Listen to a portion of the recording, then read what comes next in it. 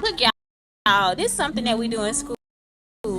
So look, I had a Hispanic student and she did not know, her parents did not know how to teach her how to carry the way that we do it here in the United States. So in Mexico they do, when they carry over or have extra, what am I saying, when I, what's the name, reduce and all that stuff, reduce whatever, they like use the, they go with the front number, they go with the number from the left.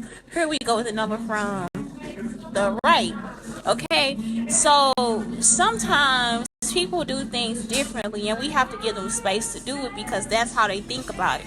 She wasn't able to translate to me and I wasn't able to translate that back to her, so I had to learn how to translate it back to her, and she had to learn how to translate that back to me. Y'all understand what I'm saying? And so I don't know, if I would have forced her, I would have been trying to control her. And so in our learning environment, it was harder for her because her parents are very educated, very smart, but they are educated differently. You understand what I'm saying? And so in that case, I think that their child was very smart as well. So when I went over to their house, like we just sit down at the table and learn together. Like I had to learn her culture as well as her being able to learn American culture through me. And so this is something what I'm trying to tell this. It's one girl online and she keeps saying, well, I'm teaching my friends to say goals like this. If it's 5 different love languages, 5 different variances of ways for me to be motivated, I cannot learn the way that you want me to learn.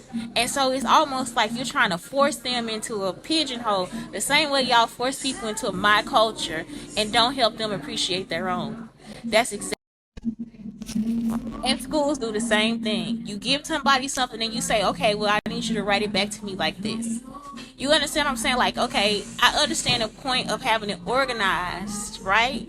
But it's 3 or 4 ways to organize it. Like when I was in school, I learned how to organize a paper 3 or 4 ways.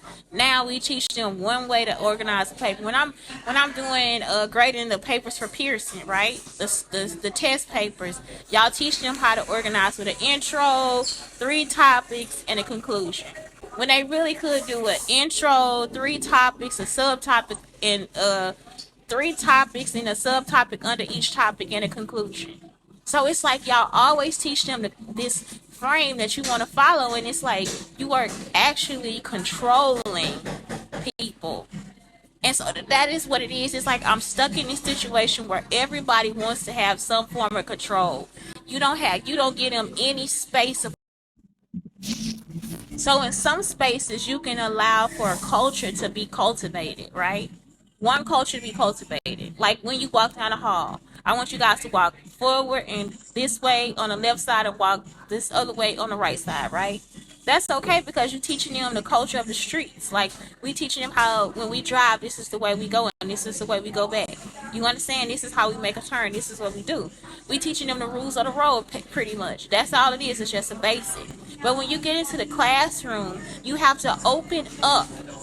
You understand what I'm saying? You have to open up the gates for different types of learning. That's why I hate when y'all come and say, oh, well, you can't do physical activity. You can't do linguistics. You can't do this. You can't do that. Well, all of those things are important because those are all different ways that humans learn. And if you try to funnel that into one thing, then they stop learning. And you stop learning too. They stop growing. They forget how to do that. You understand? You need them. You always need them to have a wild moment that cultivates culturalism. You understand? And culture is so different. Culture is physical. Culture is mental. Culture is thinking. Culture is advancing. Culture is how you guys attend to the clothes, how you guys clean up the classroom. And when I say clothes, uniforms, you know how you want your shirts tucked in, you want this. All those different things are culture. And when you teach culture, you have to teach it with pride because that is something that they're going to be proud of. That they do these things these certain ways, and it's always correct. It always gets them the points. You understand what I'm saying? Like it's like y'all have messed up the culture because you don't know what that is. You want it to be black. You want it to always be black and dominant, and y'all got to stop. I'm so serious because we don't want it. I don't want to be a part of it. It's mine. You cannot change something into, I cannot change to black for you. I'm sorry. Have a good day.